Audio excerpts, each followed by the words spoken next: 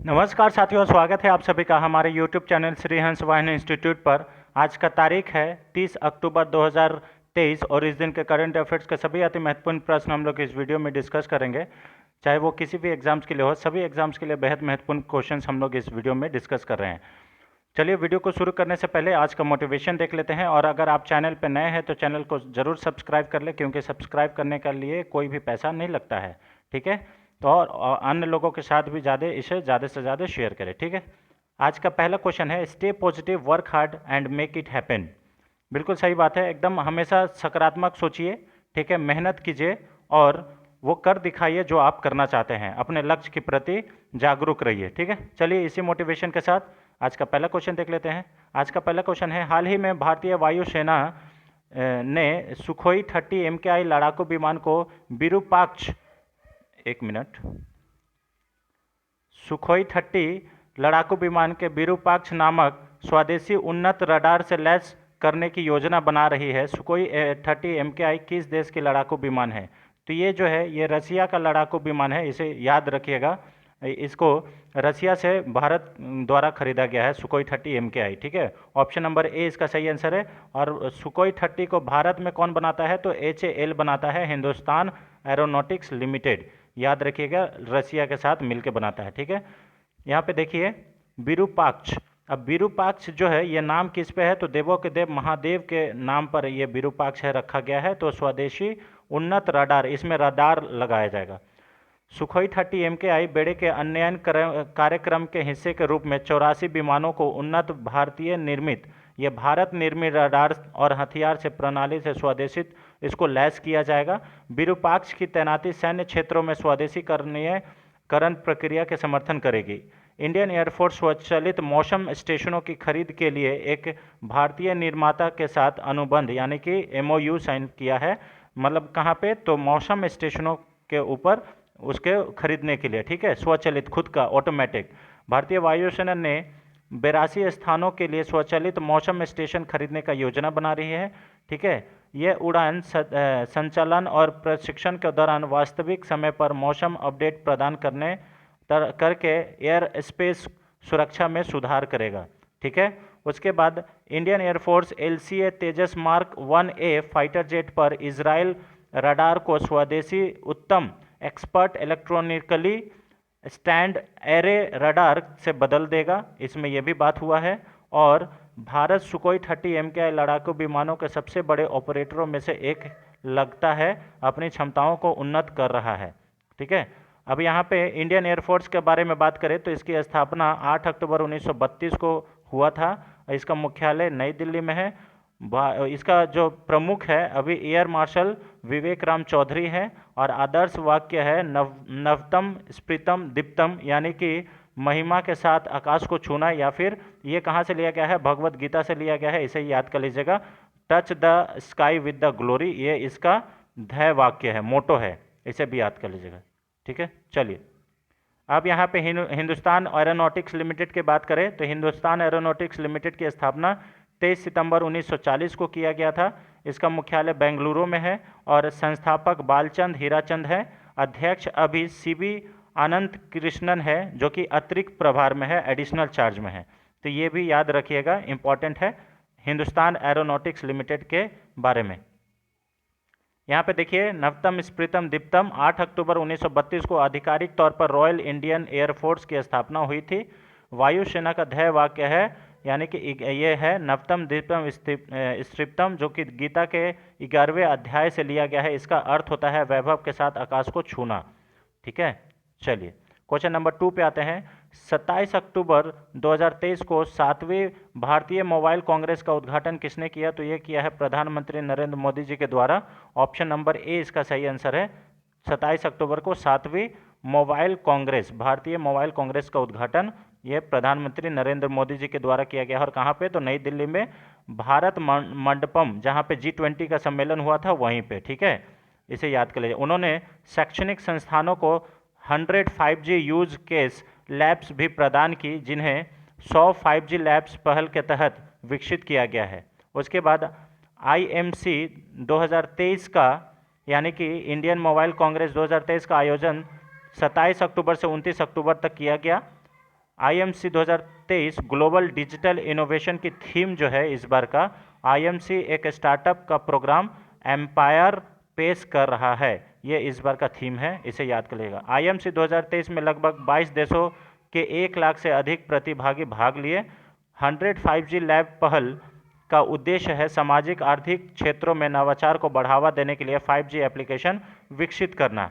तो ये इम्पॉर्टेंट है। इसका उद्घाटन प्रधानमंत्री नरेंद्र मोदी जी के द्वारा किया गया और कहाँ किया गया है? नई दिल्ली में। ठीक है, याद रखिएगा, ये भारत मंडपम में किया गया है।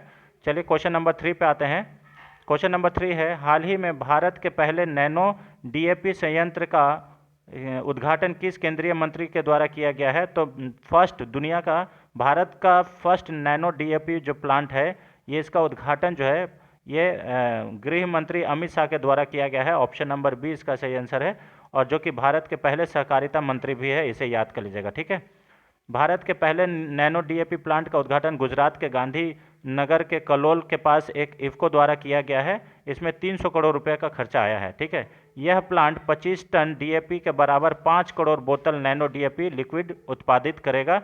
इसमें यह भी बात कहा गया है, ये याद कर लीजिएगा। ठीक है, चलिए अब इफ्को के बारे में बात करें तो इफ्को यानी कि Indian commerce fertiliser cooperative limited, ये विश्व का सबसे बड़ा उर्वरक सहकारी संस्था है। ठीक है, इसका हेडक्वार्टर नई दिल्ली में है। स्थापना इसका हुआ है 3 नवंबर 1967 को, और इसके सीईओ डॉक्टर उदय शंकर अवस्थी हैं, इसे याद कर लीजिएगा। और सहायक कंपनियां इफ्को, टोक्यो जनरल इंश्योरेंस, ये इसके सहायक कंपनी है। और अभी संस्थापक के नाम में उदय भान सिंह, नटवर सिंह जेठवा, ये सब इसके संस्थापक है, इसे याद कर लीजिएगा। ठीक है, इंपॉर्टेंट है। चलिए क्वेश्चन नंबर, ये है अमित शाह जी, यहाँ पे नैनो यूरिया, आपको मालूम यूरिया का भी लिक्विड आ गया है, जो कि पहले बोरा में खरीदा जाता था। अब वो पूरा बोरा का जो पैकेज है वो लिक्विड में आधा लीटर बोतल में ही सारा काम वो हो जाएगा, और इससे क्या होगा? फसल का गुणवत्ता भी बढ़ेगा। चलिए क्वेश्चन नंबर 4 पे आते हैं। हाल ही में केंद्रीय मंत्री डॉक्टर जितेंद्र सिंह ने अनुभव पुरस्कार 2023 प्रस्तुत किया है। इसे निम्नलिखित में से किस विभाग के द्वारा लॉन्च किया गया है? तो देखिए, डॉक्टर जितेंद्र सिंह के द्वारा अभी अनुभव अवार्ड 2023 लॉन्च किया गया है, और ये जो किया गया है ये पेंशन एंड पेंशन भोगी कल्याण विभाग यानी कि department of pension and pensioner welfare के द्वारा किया गया है। ऑप्शन नंबर 20 का सही आंसर है, जिसके मंत्री कौन है? डॉक्टर जितेंद्र सिंह। ये 23 अक्टूबर को नई दिल्ली में इसका किया गया है। मार्च 2015 में पेंशन और पेंशन भोगी कल्याण विभाग द्वारा अनुभव पोर्टल लॉन्च किया गया था, और इस बार फिर से इसको लॉन्च किया गया है, ये याद कर लीजिएगा। इस विभाग के द्वारा अनुभव पोर्टल पर 96 मंत्रालय, विभागों, संगठनों ने पंजीकरण कराया है, और अब तक 10,000 से अधिक लोग लेख प्रकाशित हो चुके हैं। इस पे याद रखिएगा। ठीक है, चलिए, इस अभियान के परिणाम स्वरूप 1901 अनुभव लेख प्रकाशित हुए हैं, जो कि 2015 में लॉन्च होने के बाद से सबसे अधिक है। ठीक है, प्रकाशित लेखों की अधिकतम संख्या CISF से है, इसे याद कर लीजिएगा। ठीक है,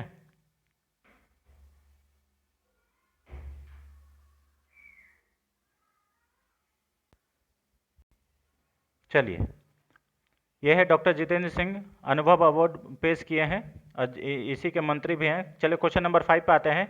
हाल ही में विश्व श्रव्य दृश्य विरासत दिवस ये कब मनाया जाता है? तो ये मनाया जाता है 27 अक्टूबर को। ऑप्शन नंबर सी इसका सही आंसर है। World day for audio visual heritage 27 अक्टूबर को मनाया जाता है। ठीक है, विश्व दृश्य श्रव्य विरासत दिवस ये हर साल 27 अक्टूबर को मनाया जाता है, और इस बार का जो थीम है दुनिया के लिए आपकी खिड़की, ये इस बार का थीम है, इसे याद कर लीजिएगा। यूनेस्को ने 2005 में 27 अक्टूबर को विश्व दृश्य श्रव्य विरासत दिवस के रूप में चुना था, इसे याद कर लीजिएगा। ठीक है, कुछ इंपॉर्टेंट दिवस के बारे में अब हम लोग याद कर लेते हैं। अंतर्राष्ट्रीय वृद्धजन दिवस 1 अक्टूबर को मनाया जाता है। विश्व पर्यावरण दिवस 2 अक्टूबर को मनाया जाता है। अंतर्राष्ट्रीय अहिंसा दिवस 2 अक्टूबर को मनाया जाता है। इस बार का थीम जो है हिंसा को ना कहें। विश्व प्रकृति दिवस 3 अक्टूबर को मनाया जाता है। राष्ट्रीय डॉल्फिन दिवस 5 अक्टूबर को मनाया जाता है। विश्व शिक्षक दिवस ये भी 5 अक्टूबर को मनाया जाता है। और इस बार का जो थीम है, हमें शिक्षा के लिए जिस शिक्षकों की आवश्यकता है, शिक्षकों की कमी को दूर करने के लिए वैश्विक अनिवार्यता है, ये इस बार का थीम है। विश्व सेरेब्रल पाल्सी दिवस ये 6 अक्टूबर को मनाया जाता है, इसे याद कर लीजिएगा। ठीक है, उसके बाद 6 अक्टूबर को ही विश्व मुस्कान दिवस मनाया जाता है। विश्व कपास दिवस 7 अक्टूबर को मनाया जाता है। भारतीय वायुसेना दिवस 8 अक्टूबर को मनाया जाता है। विश्व हाइड्रोजन और ईंधन सेल दिवस ये भी 8 अक्टूबर को मनाया जाता है। विश्व डाकघर दिवस ये 9 अक्टूबर को मनाया जाता है। और इस बार का थीम क्या है? Together for trust collaborating for a safe and connected future. विश्व मानसिक स्वास्थ्य दिवस 10 अक्टूबर को मनाया जाता है। राष्ट्रीय डाक दिवस ये 10 अक्टूबर को ही मनाया जाता है। गुड मैन्युफैक्चरिंग प्रैक्टिस डे ये भारत के द्वारा मनाया गया है, तो ये 10 अक्टूबर को ही मनाया जा रहा है। अंतर्राष्ट्रीय बालिका दिवस ये 11 अक्टूबर को मनाया जाता है। लड़कियों के अधिकारों में निवेश, हमारा नेतृत्व, हमारा कल्याण इस बार का थीम है। ठीक है। उसके बाद 12 अक्टूबर को विश्व गठिया रोग दिवस मनाया जाता है। विश्व दृष्टि दिवस ये भी 12 अक्टूबर को ही मनाया जाता है। अंतर्राष्ट्रीय आपदा जोखिम न्यूनीकरण दिवस ये 13 अक्टूबर को मनाया जाता है। उसके बाद इस बार का थीम है लचीले भविष्य के लिए असमानताओं से लड़ना। राष्ट्रीय सिनेमा दिवस ये 13 अक्टूबर को मनाया जाता है। विश्व मानक दिवस ये 14 अक्टूबर को मनाया जाता है। और विश्व छात्र दिवस ये 15 अक्टूबर को मनाया जाता है। भविष्य को सशक्त बनाना, सभी के लिए शिक्षा, ये इस बार का थीम है। विश्व खाद्य दिवस ये 16 अक्टूबर को मनाया जाता है। वर्ल्ड फूड ऑर्गेनाइजेशंस के द्वारा इसे मनाया जाता है, इसे भी याद कर लीजिएगा। और जल ही जीवन है, जल ही भोजन है, किसी को पीछे ना छोड़े, ये इस बार का थीम है। विश्व ऑस्टियोपोरोसिस दिवस ये 20 अक्टूबर को मनाया जाता है, इसे याद कर लीजिएगा। ठीक है। उसके बाद संयुक्त राष्ट्र दिवस 24 अक्टूबर को मनाया जाता है। और इसी दिन विश्व विकास सूचना दिवस भी मनाया जाता है। और 24 अक्टूबर को ही विश्व पोलियो दिवस मनाया जाता है। और इस बार का थीम क्या है? माताओं और बच्चों के लिए एक स्वस्थ भविष्य, a better future, healthier future for mother and children both. ठीक है। विश्व श्रव्य दृश्य विरासत दिवस ये 27 अक्टूबर को मनाया जाता है। और इस बार का थीम क्या है? दुनिया के लिए आपकी खिड़की, इसे याद कर लीजिएगा। इंपॉर्टेंट दिवस है फ्रेंड्स, इसलिए हमने इसको कवर अप किया है। क्वेश्चन नंबर 6 पे आते हैं। हाल ही में कैबिनेट ने रबी सीजन के लिए फॉस्फोरस P&K उर्वरकों पर कितने करोड़ रुपए की सब्सिडी को मंजूरी दी है? तो ये जो सब्सिडी मिला है 22,303 करोड़ रुपया इस सब्सिडी के रूप में मिला है रबी सीजन के क्रॉप्स के ऊपर। ठीक है। ऑप्शन नंबर ए इसका सही आंसर है। देखिए यहाँ पे 22,303 करोड़ रुपया मिला है। रबी जो क्रॉप है उसका जो सीजन है 2023-24 के लिए पोषक तत्व आधारित सब्सिडी द्वारा ये कैबिनेट द्वारा मंजूरी दे दी गई है। इसमें नाइट्रोजन के लिए सब्सिडी दिया गया है 47.2 रुपये प्रति किलोग्राम। फॉस्फोरस के लिए दिया गया है 20.82 रुपये प्रति किलोग्राम। पोटास के लिए सब्सिडी दिया गया है 2 रुपया 38 पैसा प्रति किलोग्राम।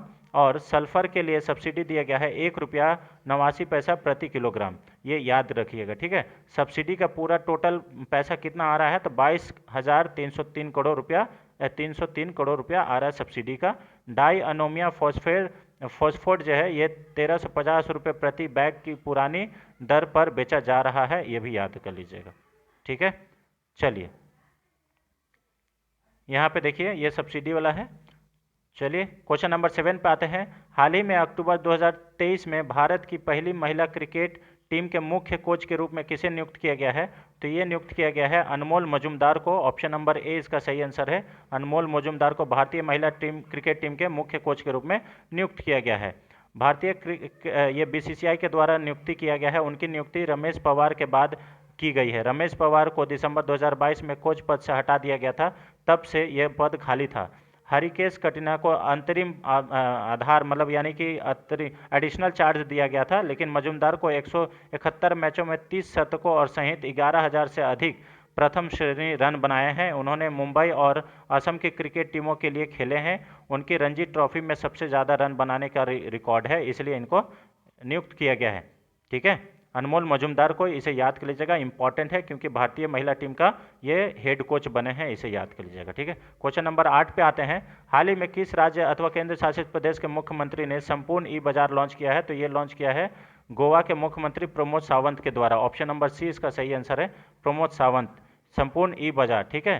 संपूर्ण ई बाजार स्वयं सहायता समूहों यानी कि SHG ग्रुप के द्वारा ये ऑनलाइन एक मंच है।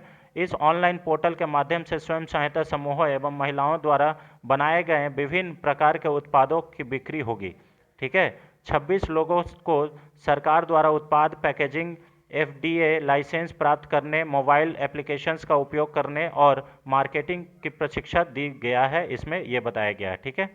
चलिए, और संपूर्ण मित्र उन लोगों को प्रशिक्षण प्रदान करेंगे जो उद्यमी बनना चाहते हैं। संपूर्ण ई बाजार संपूर्ण चावत बाजार का विस्तार है, इसे याद कर लीजिएगा। चतुर्थ ई मार्केट एक ऑनलाइन पोर्टल है जो निर्बाध ऑर्डरिंग के लिए स्विगी ऐप के साथ एकीकृत हुआ है, यानी कि इसमें स्विगी के साथ क्या किया था, टाई अप किया था। ठीक है, ये देखिए चवर्थ ई बाज़ार का ही जो इसका विस्तार है, एक्सटेंशन है संपूर्ण ई बाज़ार, और ये स्वयं सहायता हेल्प ग्रुप से बनाया गया है। क्वेश्चन नंबर 9 पे आते हैं। हाल ही में 16वां शहरी गतिशीलता भारत सम्मेलन किस शहर में आयोजित किया गया है? तो ये जो किया गया है दिल्ली में आयोजित किया गया है। ऑप्शन नंबर सी इसका सही आंसर है। 16 urban mobility India conference in Delhi. ठीक है, ऑप्शन नंबर सी इसका सही आंसर है, दिल्ली। 3 दिवसीय सम्मेलन का आयोजन आवास एवं शहरी मामलों के मंत्रालय के तहत ये मेट्रो रेल कॉरपोरेशन लिमिटेड का सहयोग से किया गया है। और इसके हेड कौन है, तो आप लोग कमेंट बॉक्स में ज़रूर बताइएगा हेड कौन है, महुआ के मिनिस्टर कौन है। ठीक है, एकीकृत और लचीला शहरी परिवहन सम्मेलन का विषय क्या है? तो इसका उद्घाटन 27 अक्टूबर को केंद्रीय मंत्री हरदीप सिंह पुरी जी के द्वारा किया गया था, इसे याद कर लीजिएगा। और यही मंत्री हैं आवास एवं शहरी मामलों के मंत्रालय। ठीक है, सम्मेलन का मुख्य एजेंडा था कुशल, उच्च गुणवत्ता, एकीकृत और लचीले शहरी परिवहन प्रणालियों का डिजाइन और क्रियान्वयन होना। ठीक है, उसके बाद यहाँ पे सम्मेलन का प्राथमिक उद्देश्य शहरों में जानकारी प्रसारित करना और उन्हें नवीनतम और सर्वोत्तम सरकारी परिवहन प्रथाओं को मदद करना। ठीक है, ये इस बार का इसका मुख्य उद्देश्य है, इसे याद कर लीजिएगा। ठीक है, the national urban transport policy यानी कि NUTP stresses on building capitalisations at the states and city level to resolve challenges associated with the urban transport. ये देखिए, ये हरदीप सिंह पुरी जी के द्वारा 16वां urban mobility India conference and expo 2023 शुरू किया गया। और ये कब से कब, तो 27 अक्टूबर से 29 अक्टूबर 2023 तक मानेकशॉ सेंटर न्यू दिल्ली में इसका आयोजन हुआ। ठीक है, क्वेश्चन नंबर 10 फ्रेंड, आज का लास्ट क्वेश्चन। हाल ही में रॉबर्ट फिको किस देश का प्रधानमंत्री नियुक्त किए गए हैं? तो ये किए गए हैं स्लोवाकिया का। स्लोवाकिया का जो प्रधानमंत्री हैं वो अभी रॉबर्ट फिको जी को नियुक्त किया गया है। ऑप्शन नंबर ए इसका सही आंसर है। ठीक है, वामपंथी नेता रॉबर्ट फिको को चौथी बार स्लोवाकिया का प्रधानमंत्री नियुक्त किया गया है। राष्ट्रपति जुजाना कैपुतोवा ने रॉबर्ट फिको को उनकी SMER SSD पार्टी के चुनाव जीतने के बाद नियुक्ति किया गया है। 2018 में भ्रष्टाचार के खिलाफ बड़े पैमाने पर सार्वजनिक विरोध के बाद रॉबर्ट फिको ने प्रधानमंत्री पद छोड़ दिया था। ठीक है, उसके बाद फिर से इन्होंने इलेक्शन लड़ा और जीत के बाद फिर ये क्या किया, फिर से ये प्रधानमंत्री बन गए हैं चौथी बार। उन्होंने राजनीतिक उदारवाद और गैर सरकारी संगठनों की गतिविधियों और ट्रांसजेंडर लोगों के लिए अधिक अधिकारों के खिलाफ बात की थी। उन्होंने कहा कि स्लोवाकिया को यूरोपीय संघ, अमेरिका के नेतृत्व वाले नाटो सैन्य गठबंधन से बाहर निकालने का भी उनका कोई इरादा अभी नहीं है, यानी कि ये नाटो से बाहर निकलना का कोई इरादा नहीं है, इसे इसमें कहा गया है। ठीक है, तो ये रहा फ्रेंड्स आज का 10 महत्वपूर्ण प्रश्न, जो कि आने वाले सभी परीक्षाओं के लिए बेहद महत्वपूर्ण होगा, चाहे वो किसी भी एग्जाम्स के लिए हो। सभी एग्जाम्स के लिए ये क्वेश्चंस आपके लिए लाभकारी सिद्ध होगा। ठीक है, तो चलिए, thanks for watching friend, thank you so much. मिलते हैं नेक्स्ट वीडियो में, तब तक के लिए जय हिंद, जय Bharat, thank you so much.